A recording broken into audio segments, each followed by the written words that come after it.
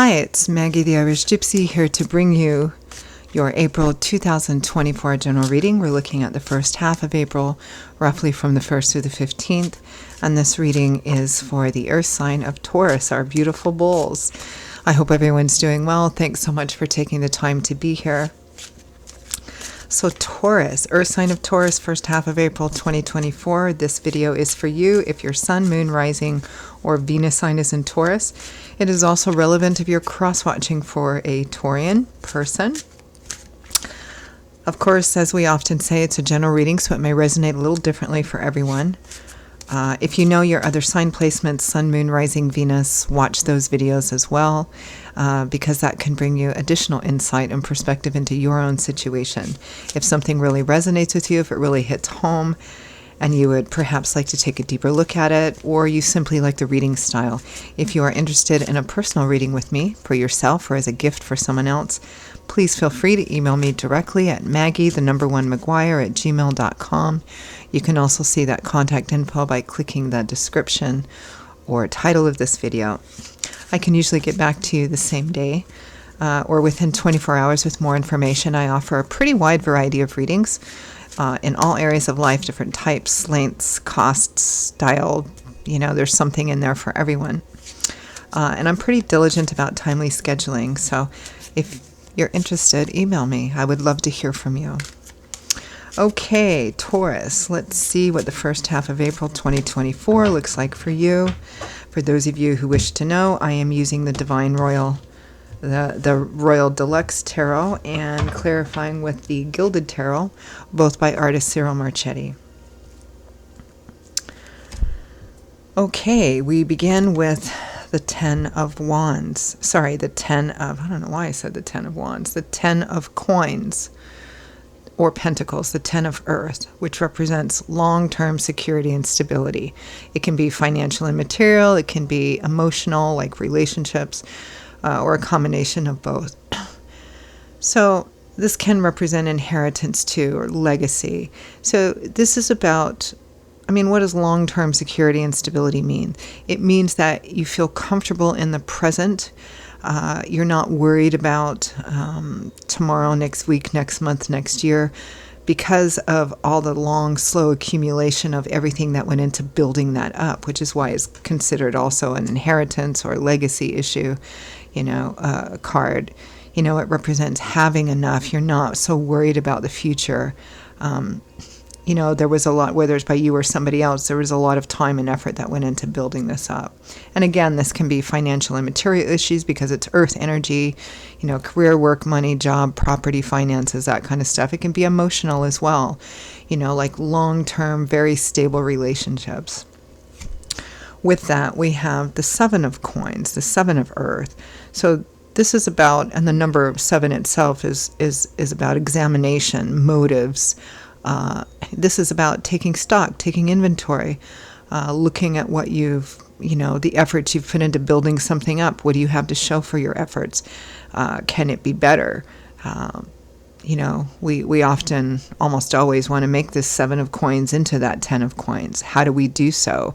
Are we on the right path? Do we need to leave and explore something else? Next, we have the High Priestess. This is an intuitive card. This is about listening to your intuition, even if it conflicts with other external practical things or other people's opinions. This can be challenging. The High Priestess is about getting quiet and listening to that deep inside voice, which is our connection to the divine. Not our surface thoughts, not our surface emotions, but our intuition. Some people call it higher self. Some people call it their gut instinct. Following that, paying attention to that. For some of you, your dreams, if they are repeating dreams or dreams that have the same theme, may be relevant during this time as well. With the Page of Coins, perhaps incoming messages, finding out about something, learning about something, having your own intuition about this. Next, we have Strength, which is exactly what it says it is. Having the strength, courage, wisdom, and insight to kind of move through things that challenge you. This is about facing your fears, your doubts, your insecurities, and what we sometimes say, wrestling with our shadow self, which is a phrase that represents, looking at the part that we've had to play, taking responsibility for our own actions, even if that's difficult to do, especially if, we haven't been doing something right, or, we didn't act in the way that we think maybe was the best way, or making poor decisions, kind of facing that and moving through the challenges, and facing our fears, our doubts, and insecurities takes strength. It means that we face them and we move through them. It takes strength, courage, wisdom, humility, discernment, but those are also qualities we gain more of, or we become stronger in by doing this.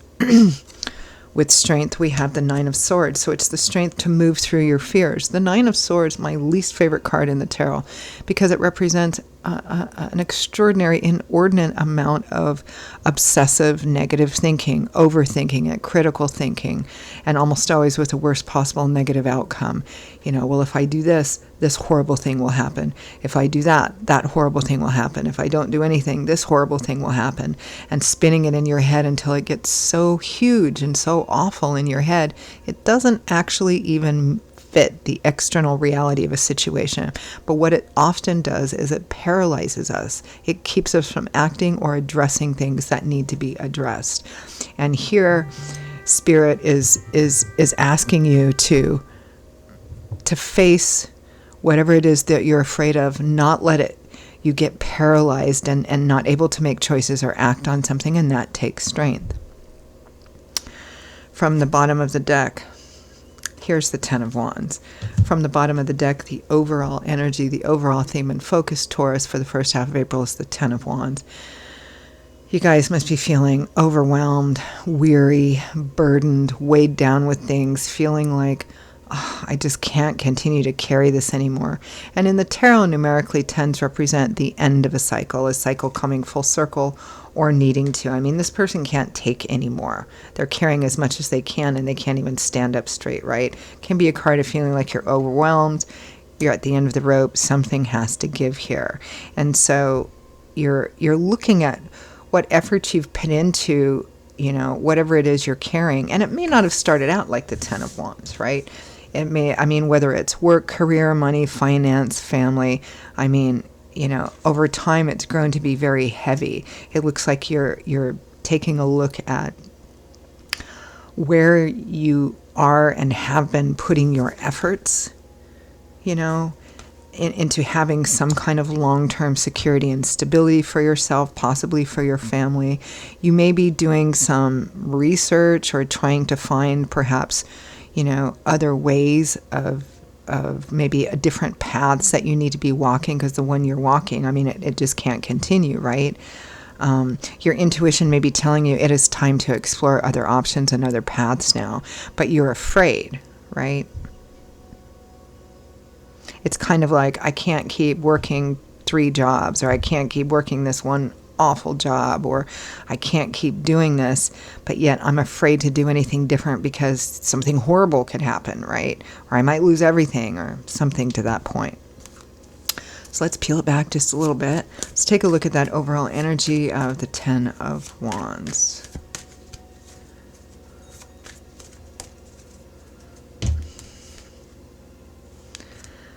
The Devil, the Ten of Wands again. My goodness, it's perpetual, unhealthy. The devil can be positive in the short term because it represents an inordinate or extraordinary amount of time. It's like pulling your time and attention from other areas in your life and focusing it in one area, which is often why it's a card that shows up for addictions, mental health issues, negative toxic cycles, but that have a tempting thing in them that brings us back to it over and over again. Now, in the short term, if you're like building a business, or you're trying to complete school, if it has a beginning, middle, and an end, it can actually be positive because you're trying to build something. But beyond that, it becomes habit and it becomes unhealthy and cyclical. But there's this temptation in it, right? And the Ten of Wands with that, already clarifying the Ten of Wands. Just such a huge amount of stress and pressure.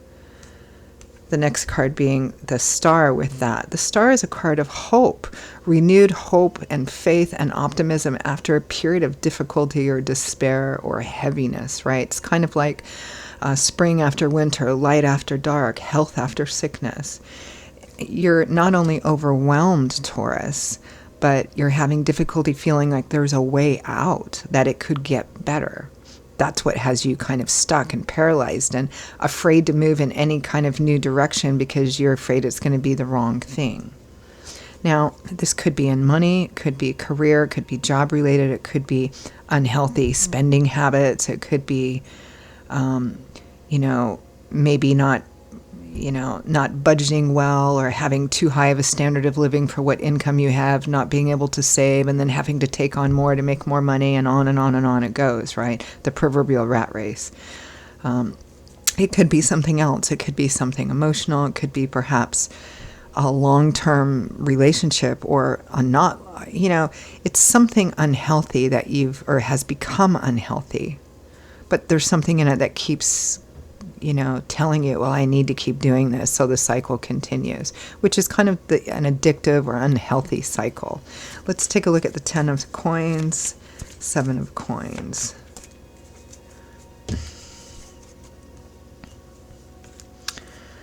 Three of Swords, disappointment, emotional pain, heartache, heartbreak, breakup, separation. The 8 of Pentacles or coins, the 8 of Earth, work, putting nose to the grindstone, trying to build up a solid, stable future for yourself.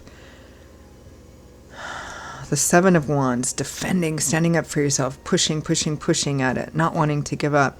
It feels here like either you've been investing yourself in the wrong thing because it's not giving back to you, or the way that you're doing it,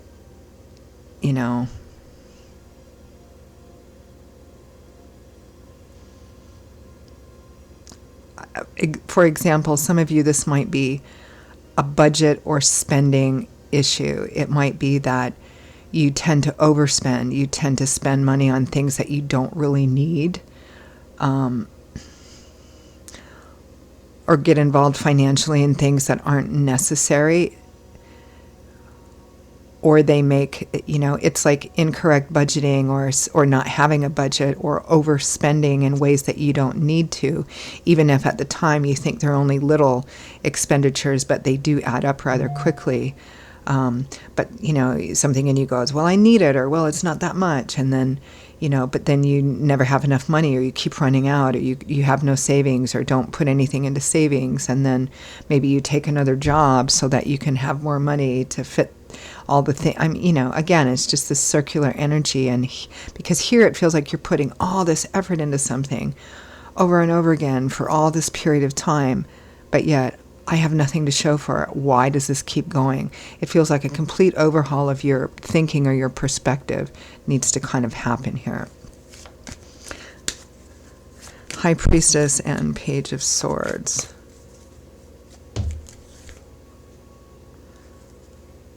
The 8 of Cups, leaving behind something which ultimately has proven to be unsatisfying or not in your higher, this isn't good for you. It's not in your higher self. It no longer contributes to your joy, your abundance, or your path in life. So you have to turn your back and leave and walk away, even if you're not entirely sure what the path ahead of you looks like.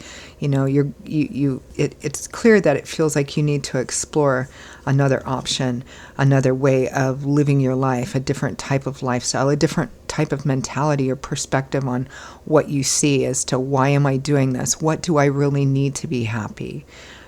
Judgment and the Fool. Major crossroads, at your life crossroads, and the Fool, starting a brand new journey, doing something different, stepping out of your comfort zone. I feel like intuitively you feel like you've got to find a different way of doing things. You need to kind of have an overhaul of both the way that you think and the way that you live, and how you think about how you live or what you need to do in order to be happy. Strength and the 9 of Swords. Strength and the 9 of Swords, is not allowing the fear of an unknown future paralyze you and keep you from acting.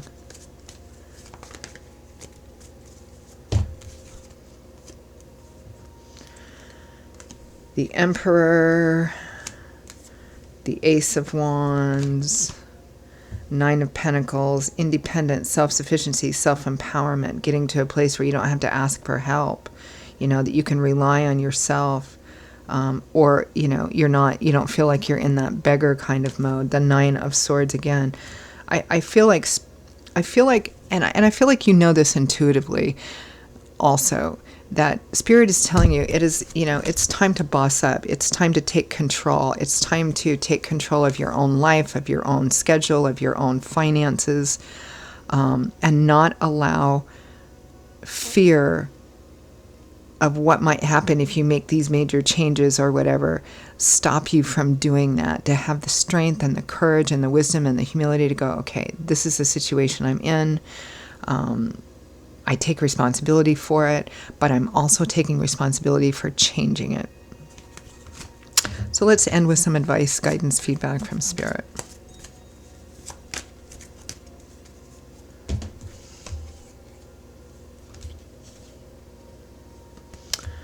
The Tower. When the Tower comes out as advice, I always read this as, let it crumble, let it fall.